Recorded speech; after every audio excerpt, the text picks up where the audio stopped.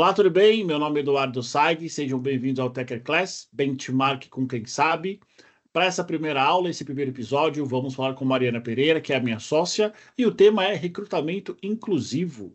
Mari, minha querida, seja bem-vinda. Como é que você está? Está tudo bem? Oi, Edu, boa tarde para você, boa tarde para todos e todas aí que estão nos assistindo ou até nos ouvindo.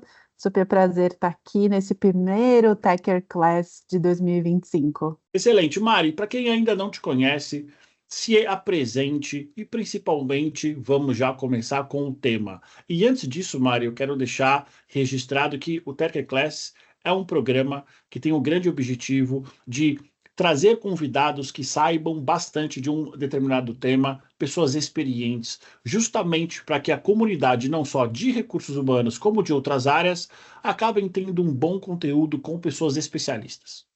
Perfeito, Edu. Bom, eu sou psicóloga de formação, fiz minha carreira em grandes empresas, como Talent Acquisition, como Talent Management, já estive em consultorias de Executive Search por quase 20 anos, depois migrei para o mundo corporativo, estive em algumas organizações e, recentemente aí migrei para construir a Tecker junto com você e com o nosso outro sócio, Rafael Carriço. Rafa, um beijo para você quando você ouvir a gente aqui.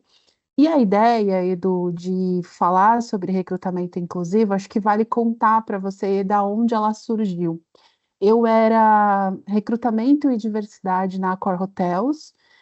Eu fiquei lá por quase 4 anos. Foi uma das melhores empresas que eu já trabalhei, que tinha uma estratégia muito bacana sobre diversidade.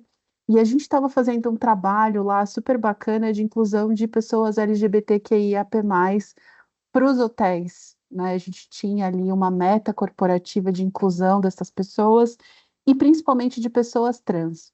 E quando eu comecei a fazer esse trabalho junto aos gestores dos hotéis, eles me ligavam desesperados e falavam assim: Mari, como é que eu faço uma entrevista inclusiva? Mari, poxa, vai chegar aqui uma pessoa, o que eu posso perguntar para essa pessoa? Como que eu me comporto na entrevista? Que pergunta eu posso ou não fazer? E aquilo foi gerando para mim uma série de insights que eu fui colocando num Word, e num determinado momento a gente criou lá na Core Hotels uma cartilha de recrutamento inclusivo com esses insights. Essa cartilha é pública, inclusive, se vocês colocarem cartilha de recrutamento, a Core Hotels vai aparecer, ela é pública para todos. E disso, né, desse pequeno, vamos dizer, short documento que a gente criou, eu acabei criando o meu livro, que é um livro que fala sobre recrutamento e diversidade, que está publicado na Amazon.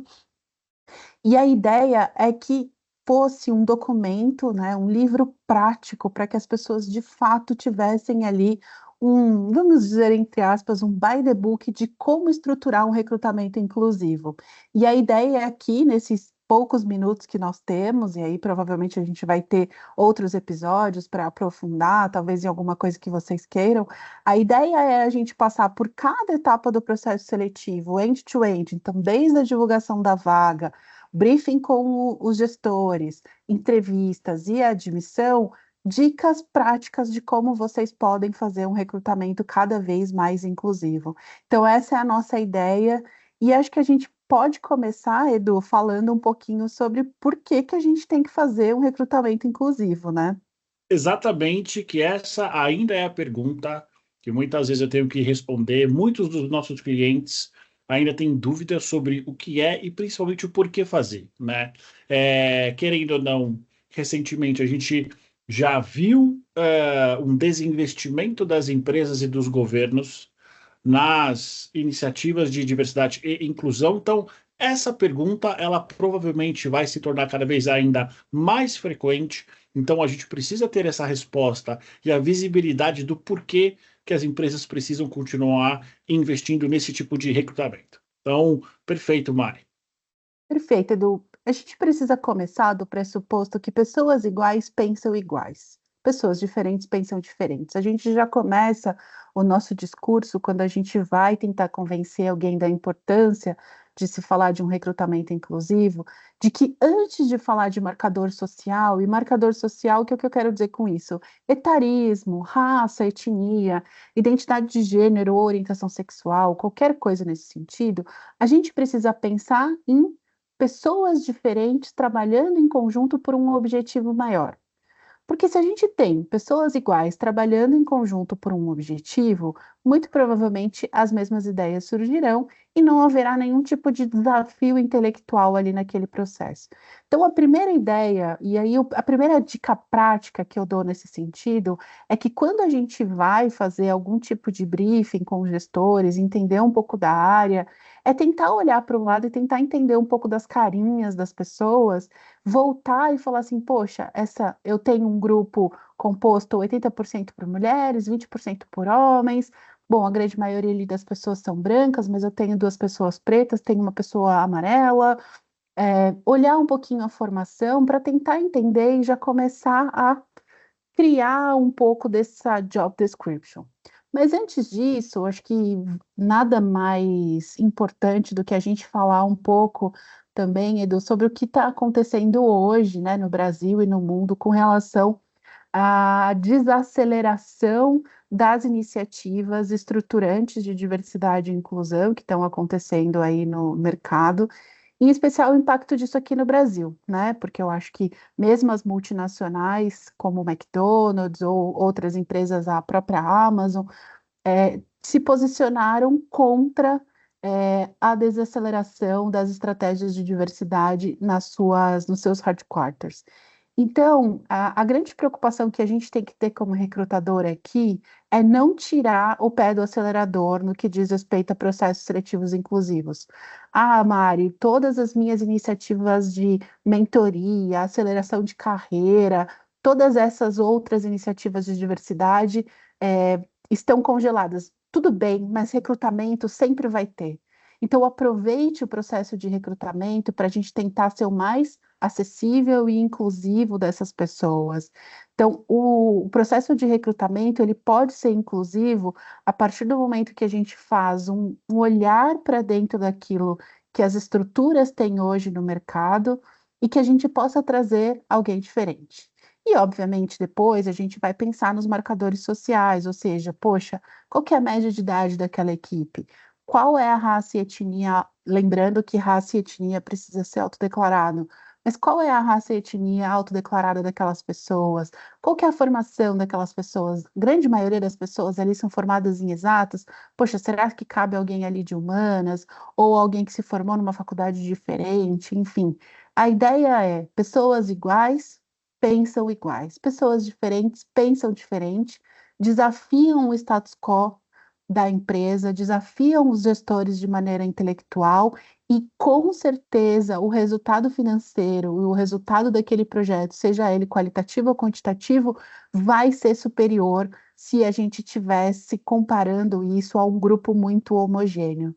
Então, de maneira muito geral, Edu, acho que a primeira justificativa é essa: garantir que eu tenha pessoas diferentes pensando por um mesmo objetivo, para eu ter uma série de avanços significativos na minha entrega e gerar mais valor para a minha organização.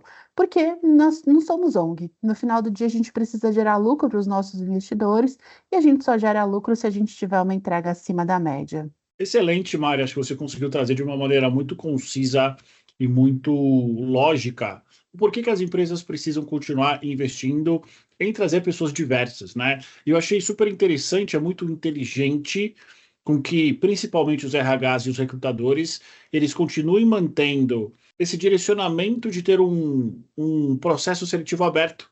Porque não é, por exemplo, que a empresa em que elas trabalham não tenha mais investimento para diversidade e inclusão, que todas as iniciativas precisam parar, né? Então, acho que isso já é uma dica de ouro. Cabe a cada recrutador sentado na sua cadeira se responsabilizar e se autorresponsabilizar por garantir que a estratégia de diversidade esteja presente, no mínimo, no processo seletivo. Então, eu estou garantindo que eu tenho uma equidade entre homens e mulheres dentro dos perfis que eu estou enviando para o meu cliente. Eu estou garantindo minimamente que eu tenho uma diferenciação ali, ou está todo mundo que eu indiquei estudou na GV, tem inglês fluente e fez o curso X em Harvard. Eu estou garantindo que eu tenho uma pessoa de 25, 35 anos, mas eu também tenho uma pessoa de 42, 45 anos. Então, nós recrutadores, por muito tempo, Edu, eu acho que a área de recrutamento e seleção ela foi meio negligenciada. E a gente ouviu no ano passado, né, no nosso podcast, que a gente traz alguns diretores, e a gente faz essa pergunta para eles, né? Poxa, qual que é a área mais estratégica? E eu acho que desde o ano passado isso ficou muito mais claro o quão a área de talent acquisition é importante e é estratégica para a empresa, porque é o pontapé inicial, é onde você vai buscar os talentos, é onde você vai ali literalmente colher os talentos do mercado. Então, se a gente, como recrutador, e eu falo a gente porque eu sou recrutadora há quase 25 anos e não sei fazer outra coisa da minha vida, não sei recrutar gente, se a gente não se preocupar em trazer pessoas diferentes e ser o guardião deste processo dentro da empresa, nenhuma outra área vai fazer isso por nós, a não ser a área de departamento pessoal e de folha que vai bater na nossa porta e falar, olha, no último mês a gente só contratou pessoas brancas, cis, hétero, entre 32 e 35 anos que estudaram na GV. A gente tem um problema. Perfeito. E aí é super pertinente esse teu comentário sobre a importância estratégica do recrutamento ou do talent acquisition, porque basicamente você tem duas grandes formas de você mudar a cultura de uma empresa. Entendendo cultura de uma maneira muito simples em como as coisas são feitas nesta empresa no dia a dia, né? Ou você vai de fato investir bastante na mudança desses processos, ou você já começa a mudar o perfil e já começa a ir para um perfil mais desejado no momento do recrutamento. Porque a partir do momento que você tem uma visão prática de quais são os perfis que você deseja durante esse processo de atração e seleção, você já começa a mudar na cultura diretamente de cada empresa desde o D0. E aí, é claro, Uhum. é necessário sempre ter um onboarding, ter sempre um kit de boas-vindas que corrobore com essa nova cultura. Mas é importante quem está vendo a gente, quem está ouvindo, que talvez nunca tenha pensado desta maneira, que não é só fazendo programas de liderança ou de change management que você muda uma cultura. É também isso com o recrutamento. Trazendo pessoas alinhadas à cultura. Quando eu estava numa consultoria que chamava To Get, hoje já não chama mais, chama Heidrick, em alguns momentos, um dos sócios, que era o Bassetti, ele veio com uma ideia da gente começar a recrutar por adequação aos valores organizacionais. A ideia lá atrás era entender quais eram os valores das empresas e começar a buscar pessoas que tivessem uma maior adequação a esses valores. Hoje, isso, eu estou falando isso de 2014, tá, gente? Tem essa carinha aqui 11 anos de atrás. nova, mas eu já trabalho nisso há muitos anos. Hoje é o que a gente chama de fit cultural. Então, basicamente, é a gente pegar todos os valores, a missão, a visão, os valores da empresa, cascatear isso para comportamentos esperados e você fazer um match de fit cultural. Então, era essa a ideia. E quando a gente está no recrutamento inclusivo, a gente também precisa olhar para isso. Não é um recrutamento de cota. Não é simplesmente a pessoa por ser uma pessoa preta, ou por ser uma pessoa com deficiência, ou por ser uma pessoa que tem aí 50 a mais que ela vai se encaixar na vaga. Não. Você lembra lá, a gente vai falar sobre isso, conhecimento, habilidades e atitudes. A gente precisa ter isso muito claro e o fit cultural, para que a gente possa trazer uma pessoa também adequada aos valores da empresa, mas que pense diferente e que consiga desafiar intelectualmente o status quo. É sobre isso. Então, é sobre o fit cultural. E agora que a gente já, né, trouxe, posto que recrutamento inclusivo é importante, posto que todos vocês, recrutadores que estão assistindo a gente aqui, precisam ter isso como missão para qualquer processo seletivo, seja o processo seletivo de um assistente, ao processo seletivo de um diretor ou até mesmo do CEO da sua empresa, o que que é esse tal de recrutamento inclusivo? O que que muda? Né? Acho que algumas pessoas podem estar se fazendo essa pergunta. Recrutamento inclusivo é você assegurar durante todas as etapas do processo que todas as pessoas terão as mesmas oportunidades, a mesma acessibilidade e a garantia de que a mensagem esteja correta, sem evitar, evitando, obviamente, exclusão de determinados grupos ou de marcadores sociais simplesmente por eles existirem. Ou seja, é garantir que todos tenham a mesma oportunidade de passar no processo seletivo, falando com as pessoas e garantindo que exista ali acessibilidade e comunicação inclusiva e clara. E qual é o principal desafio disso tudo, né? Bom, muito se fala sobre a tal da meritocracia, muito se fala sobre o que é meritocracia, e, poxa, Mari, será que realmente todo mundo precisa ter as mesmas oportunidades? Como que é isso? Quando a gente fala de grupos minorizados ou quando a gente fala de grupos subrepresentados, muito provavelmente essas pessoas, elas não partem do mesmo local de partida.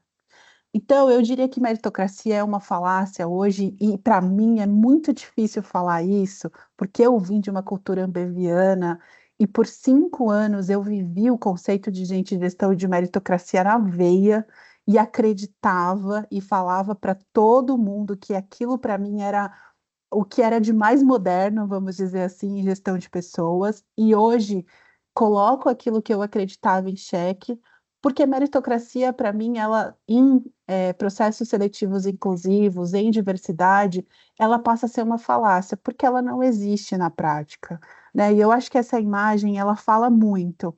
Quando eu falo de oportunidades iguais para as pessoas no recrutamento inclusivo, eu acho que essa imagem, ela transmite aquilo que eu quis dizer, mas tem um senão. Oportunidades iguais desde que todo mundo esteja minimamente dentro das mesmas condições. Como a gente fala em RH, das mesmas condições de temperatura e pressão. Porque senão, como é que o elefante sobe na árvore? Como é que eu faço o peixe subir na árvore? Né? Então, a representação dos animais aqui, eles representam cada um dos candidatos com seus marcadores sociais e como que a gente, como recrutador, possibilita que esse elefante consiga minimamente subir na árvore. Esse é o nosso desafio. No recrutamento inclusivo, é a gente garantir que as pessoas que não partem do mesmo caminho consigam chegar e ter as mesmas oportunidades. Ou seja, vamos pegar um exemplo prático. Eu estou aqui numa vaga de FP&A e essa pessoa precisa ter um inglês avançado. E a gente sabe que no Brasil 2% só da população fala inglês com uma certa fluência, e a gente sabe que, por mais que seja difícil de acreditar, a população preta teve muito menos acesso a escolas de idioma ou algum tipo de estímulo de idioma do que as pessoas brancas. Então, num momento de uma avaliação de inglês com uma pessoa branca e uma pessoa preta, será que a gente, como recrutador, não pode ajudar e preparar essa outra pessoa que não teve tantas oportunidades de praticar o idioma, fazendo uma entrevista a mais com ela? Talvez passando algumas perguntas que podem vir a ser feitas no processo seletivo para ajudar um pouco mais ajudar essa pessoa a se preparar um pouco mais para esse processo. É o que eu falo quando eu digo que a gente tem o dever de ajudar o elefante a subir na árvore. É a ideia de que a gente tem o dever de ajudar e preparar melhor as pessoas para esse processo. Acessibilidade de comunicação inclusiva é tudo. Então, por exemplo, eu estou fazendo um processo seletivo na qual eu preciso trazer um cadeirante. E eu sei que na área que a pessoa vai ficar, existe acessibilidade, mas no local das entrevistas não existe acessibilidade, ou seja, a cadeira de rodas não consegue girar 360. Ao invés de eu marcar essa entrevista dentro do escritório, que vai gerar algum tipo de desconforto para a pessoa, porque ela vai ter uma dificuldade de locomoção, ela já vai se sentir, né, um pouco mais descolada ali da realidade, porque ela vai ter uma dificuldade de se locomover. Eu não posso marcar no café embaixo do prédio ou num café ali próximo, porque a gente sabe que os locais públicos eles têm mais acessibilidade que os outros. Então a ideia é a gente garantir, e aí, Edu, a gente precisa pensar assim nos mínimos detalhes. Quando a gente fala de grupos representados, de grupos minorizados, a gente precisa pensar nos mínimos detalhes. Inclusive, eu me deparei com uma situação de que eu queria contratar para o meu time uma pessoa trans, e eu fiz todo o processo seletivo online, e a última etapa do processo eu queria ver a carinha da pessoa. antes de dar o aceite final. E a pessoa estava bastante resistente a isso. Ela falava assim: pô, Mari, não, vamos fazer essa última etapa online. E aí eu falei para a pessoa assim: poxa, mas eu queria muito te ver, assim, vamos marcar um café no Pullman. Na época foi no Pullman Vila Olímpia.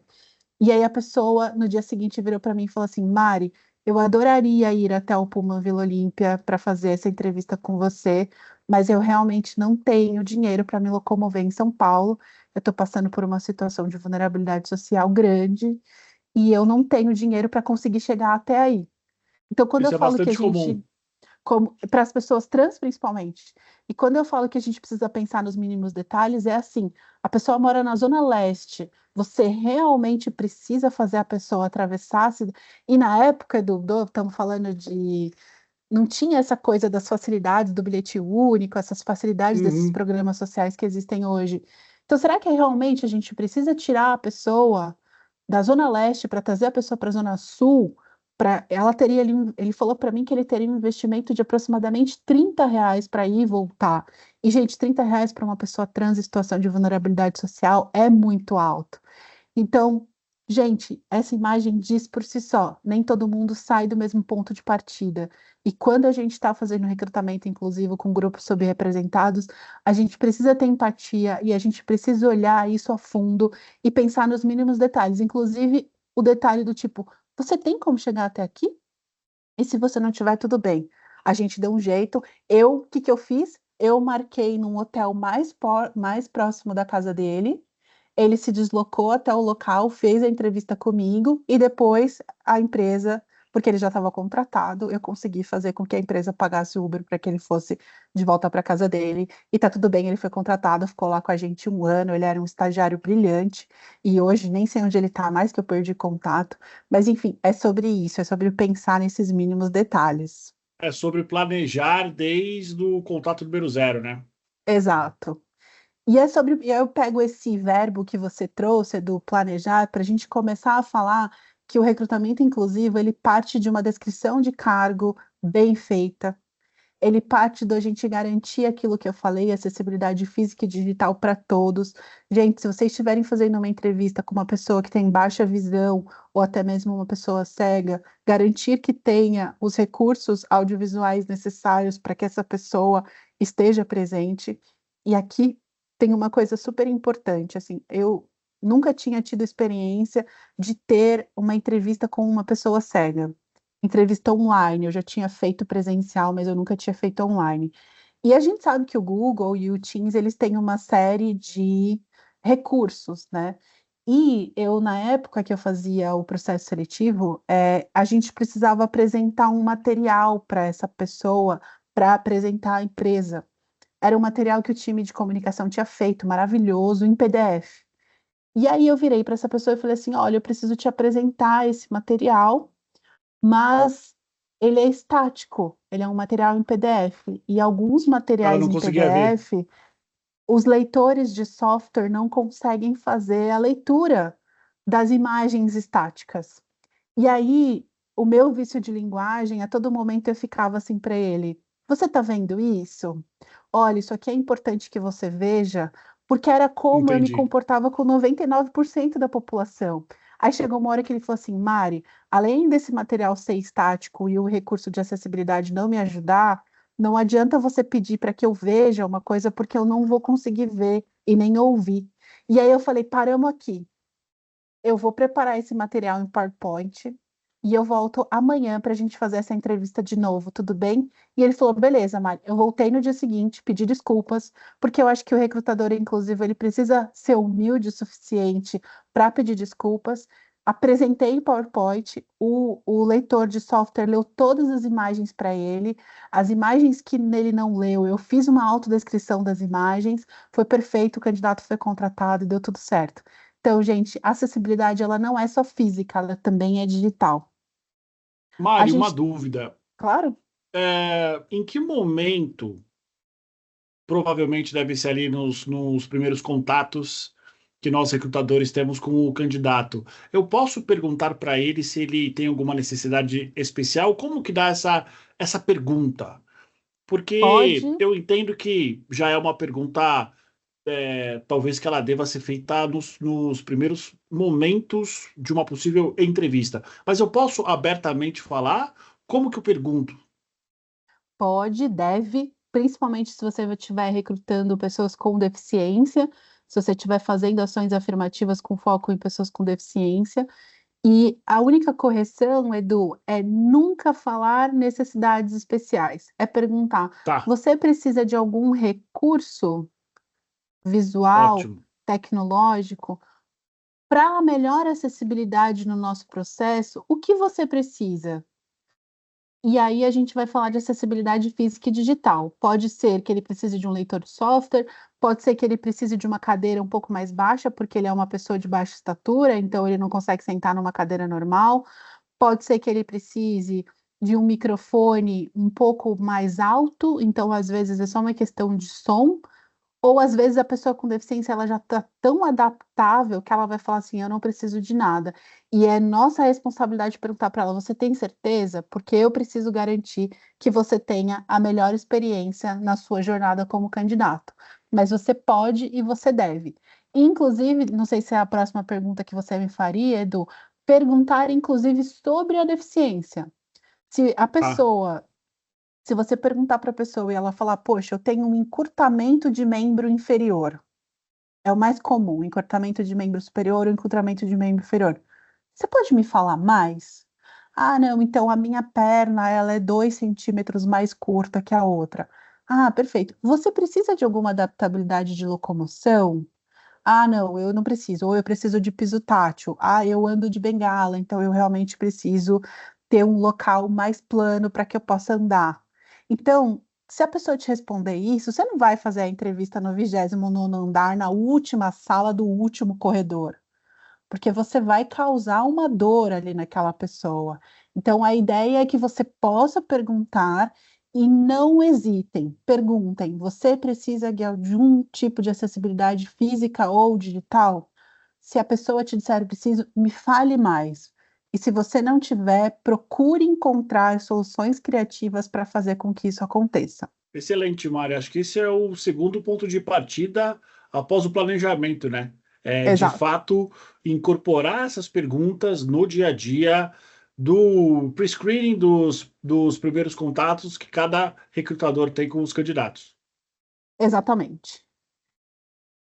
Para fazer um recrutamento normal, tradicional, a gente avalia conhecimento, habilidade e atitude. Para fazer um recrutamento inclusivo, a gente tem que incluir mais uma palavrinha no nosso chá, no nosso tradicional chá, que é potencial. O que que é potencial, Mari? É o que a pessoa pode vir a fazer que não está no histórico do que ela já fez. Por quê? Porque muito provavelmente ela não teve as mesmas oportunidades que as outras pessoas para conseguir fazer coisas tão extraordinárias. Então, a avaliação de potencial é através da história de vida dessa pessoa, do que essa pessoa viveu, dos perrengues ou não que ela passou, da vida, de como ela foi criada, de como a vida, ela constituiu a vida dela. A gente consegue tirar uma série de habilidades e comportamentos que podem projetar possíveis comportamentos no futuro relacionados a entregas de grande valor para dentro das organizações. Então, a gente vai avaliar conhecimento, a gente vai avaliar habilidade, a gente vai avaliar atitude, mas a gente tem que avaliar o que essa pessoa pode vir a fazer que não está no histórico dela de coisas que ela já fez. Então, essa coisa da gente começar a fazer perguntas no recrutamento inclusivo, me conte de uma situação na qual você, na universidade, fez algum curso livre. Gente, muito provavelmente essa pessoa não tinha tempo de fazer cursos livres na universidade. Então, essa pessoa vai te dar uma resposta rasa. O que você pode perguntar é: no seu tempo livre, o que você faz? Se essa pessoa lê, se essa pessoa ouve podcast, a gente pode determinar que ela tem o que a gente chama de learning agility, que é uma habilidade de aprendizado rápido e contínuo. Então, entendeu, Edu? É mais ou menos nessa linha. Eu prever, através de comportamentos e da história dessa pessoa, o que ela pode vir a fazer dentro da organização como um todo. E aí tem muitos recrutadores que provavelmente vão ter que se treinar para ter essa conversa mais próxima, né? E para de fato prestar atenção naquilo que o candidato está dizendo, porque tem muito recrutador por aí que entra no piloto automático, simplesmente faz as perguntas e, enfim, né? Exato. Não está presente, né? Escutativa é o mais importante. Eu brinco com todas as pessoas de diversidade que eu conheço, que eu já trabalhei, que não tem melhor pesquisa de clima organizacional do que você conversar com as pessoas, entender a história dessas pessoas e como elas estão se sentindo dentro da empresa. É sobre segurança psicológica, é sobre saber como essas pessoas estão se sentindo seguras ali dentro. Quando a gente liga o automático, a gente não ouve mais o que as pessoas estão dizendo. E a história de vida das pessoas traz uma série de insights importantíssimos para a gente sobre trajetória. Não se apeguem ao tempo do relógio. Às vezes, 40 minutos não vai ser suficiente para fazer uma entrevista inclusiva. E tá tudo bem, a gente precisa ouvir a história dessas pessoas como um todo. Tá?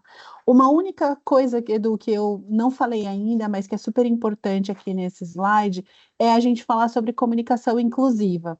Então, existem hoje três tipos de comunicação: a comunicação tradicional, comum, das job descriptions que a gente encontra no mercado. A gente tem algumas job descriptions que são criadas com linguagem neutra de gênero, então, os recrutadores optam por escolher o E como um artigo de flexão de gênero, retirando o O e o A, que são artigos de flexão do masculino e do feminino. Eu não recomendo. Linguagem neutra de gênero, ela não é a linguagem mais inclusiva que exista. Para o LinkedIn, quando a gente coloca pessoa coordenadora de projetos, essa palavra pessoa que vem antes do cargo é uma palavra desconhecida para o LinkedIn, então ele entrega essa vaga para bem menos pessoas. O que eu recomendo é que a gente use linguagem inclusiva, o que a gente use, neste exemplo, coordenador, entre parênteses, A, de projetos. Assim o LinkedIn entende e ele consegue entregar essa vaga para todos os coordenadores e coordenadoras de RH. Se a gente estiver Excelente dica. falando, se a gente estiver falando de uma ação afirmativa, coordenadora de RH, posição exclusiva para mulheres, você já pode flexionar o gênero na hora para o artigo feminino. Tá tudo certo, o LinkedIn também entrega da mesma forma. Não recomendo flexionar o E, não recomendo flexionar o X, porque para as pessoas que usam leitores de software, o X não é lido, então fica uma coisa estranha. Depois, se vocês tiverem curiosidade, façam o teste. E não recomendo colocar esses substantivos sem gênero no anúncio da vaga, porque o LinkedIn não entrega, o LinkedIn não consegue entender que aquilo é um anúncio sem flexão de gênero. Ótimas dicas, Mari. E aí, Edu, para a gente fechar, eu queria falar de um tema que eu adoro muito e que eu, por 4 anos, estive à frente, que é a empregabilidade de pessoas trans, né? Então, essa é um recrutamento que traz muitas dúvidas. O que que eu posso perguntar para uma pessoa trans, o que que eu não posso, como que eu me refiro a ela, que pronome eu me refiro a ela. Eu tinha sempre muitas perguntas e muitas dúvidas a respeito deste tema. Então, primeiro, assim, incluam pessoas trans nos seus projetos. A segunda dica que eu dou é utilizem uma plataforma que se chama no mercado hoje Transempregos, ela é gratuita e vocês conseguem ter acesso a um banco de currículos de pessoas altamente qualificadas ali dentro, através da Maite Schneider, que é uma das fundadoras. E que dicas eu daria para vocês? Primeira coisa, quando você se deparar com uma pessoa trans, você precisa fazer duas perguntas para ela: como você quer que eu te chame e qual pronome eu devo usar? A partir do momento que a pessoa Simples responder, assim, né, Mari? simples, eu quero que você me chame de Raquel e o meu pronome é ela, a partir dali a entrevista corre normalmente no feminino, chamando a pessoa de Raquel. Mas, Mari, ela precisa ter retificado o documento? Não. Mari, ela precisa me mandar o RG dela comprovando que ela é uma mulher trans? Não. Nada disso precisa ser feito para a gente respeitar o nome social das pessoas e o pronome nas quais elas querem ser chamadas. Respeitem as pessoas trans pelos nomes, respeitem as pessoas trans pelos pronomes que elas desejam ser chamadas. Isso é uma forma de respeito. Quem não respeita nome social e quem não respeita pronome comete algo que é chamado LGBTfobia, que hoje no Brasil é equiparado ao crime de racismo, são de 3 a 5 anos de cadeia. E é tipo simples assim. Simples assim, exatamente. Novamente, é o recrutador ou o sourcing, ou o sourcer, né? Não interessa qual é o nome, nem qual é a fase do processo seletivo, ele precisa estar atento e venhamos e convenhamos, né, gente? É muito simples você evitar ter problemas no seu processo seletivo. Então, se eventualmente você tiver dúvida, pergunte como quer ser chamado e qual é o pronome. Ponto. Exato. E aí, para a gente terminar falando de pessoas com deficiência, hoje no Brasil existem quase 12 milhões de pessoas que nasceram com algum tipo de deficiência ou adquiriram essa deficiência ao longo da vida. Aqui tem essa fonte é do IBGE de 2010, gente, me perdoe, eu não achei um infográfico tão completo quanto esse com as fontes mais atualizadas. Se alguém achar, pode colocar aqui nos comentários para mim, por favor, que eu atualizo. Então, a ideia que a gente tem hoje 45,6 milhões de pessoas que têm algum tipo de deficiência no Brasil. Então, a gente tem sim candidatos com deficiência qualificados, a gente pode sim trabalhar na inclusão e no desenvolvimento dessas pessoas dentro do ambiente. Edu, eu queria contar aqui para vocês uma experiência que eu tive pessoal na minha última experiência como diversidade e inclusão. Eu tinha um rapaz que ele era autista e ele tinha entrado na empresa como assistente operacional e ele queria mudar de carreira. Ele não queria mais trabalhar nas farmácias. Eu comecei a falar com alguns gestores dentro da RD para que eu conseguisse encontrar uma vaga. E a única vaga que eu encontrei para ele era uma vaga numa área de expansão. E uma área de expansão dentro das farmácias, basicamente, é um local onde pessoas andam pelos bairros de São Paulo em busca de locais para abrir novas farmácias. Voltando para o rapaz, o hiperfoco do rapaz era correr. Então, enquanto ele não estava na casa dele ou no trabalho, ele corria 12, 14, 20 quilômetros por dia, todos os dias. Esse era o hiperfoco dele. E quando eu liguei para o diretor de expansão e falei para o diretor de expansão que eu tinha a pessoa certa para ele, o diretor de expansão falou assim: Mari, mas a gente pode ter alguns problemas. Eu falei: sim, mas a gente pode ter a solução de todos os seus problemas. A gente precisa de alguém que goste de andar, certo? Você precisa de alguém que goste de correr, que goste de andar, que goste de visualizar a cidade como ela é, para encontrar os pontos corretos, certo? Então tá aqui a pessoa certa. Então, o que eu quero dizer é que o hiperfoco dessa pessoa pode ser uma grande competência, uma grande habilidade a ser explorada em outras posições na quais a gente nunca pensou em colocar essa pessoa dentro da empresa. Então, a ideia é que sempre quando vocês, recrutadores, estiverem tratando de profissionais neurodivergentes, perguntem qual é o hiperfoco da pessoa, perguntem um pouco da dinâmica do dia a dia delas. Imagina que é uma pessoa que adora uma planilha de Excel, que adora dados, que adora analisar dados. Esse é o hiperfoco dela. Será que ela não cabe dentro de uma área de analytics na sua empresa? Muito provavelmente sim. E para a gente finalizar, Edu, aqui eu trouxe um exemplo de um cliente e de uma grande rede varejista que acabou de fazer uma divulgação perfeita de uma vaga numa ação afirmativa com foco para mulheres. Podem usar esta, como muitas outras job descriptions que esse cliente acaba trazendo no dia a dia. Eles fazem isso de maneira muito perfeita, e a ideia é de que o meu desejo é de que cada vez mais empresas possam fazer ações afirmativas para que a gente coloque mais mulheres em posição de liderança, para que a gente coloque pessoas pretas e pardas em posições de liderança, para que a gente inclua pessoas com deficiência, inclusive as pessoas neurodivergentes, para que a gente contrate as pessoas 40, 50, 60 a mais, para que a gente possa ter aí um time cada vez mais diverso e inclusivo. Edu, deixa aqui os meus contatos. Quem tiver alguma dúvida, que tiver alguma questão, pode me adicionar no LinkedIn, me mandar um e-mail ou um WhatsApp. Excelente conteúdo, Mari. Começamos essa nossa nova iniciativa com o pé direito.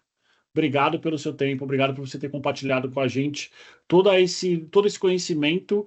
É um conhecimento prático e que com certeza todo mundo que está vendo a gente, que está ouvindo a gente, a partir do momento que incorporar no seu dia a dia, principalmente para quem trabalha com recrutamento, além de garantir um recrutamento inclusivo, ele ainda está aberto a achar excelentes talentos. Então, quero Exatamente. agradecer você pelo seu tempo. Obviamente, para quem quiser encontrar, é só colocar Mariana Pereira, da Tecker, só tem você. Exato, Edu. Foi um prazer estar aqui e até mais, gente. Para você que está vendo a gente, está nos ouvindo, muito obrigado e até a próxima aula na semana que vem.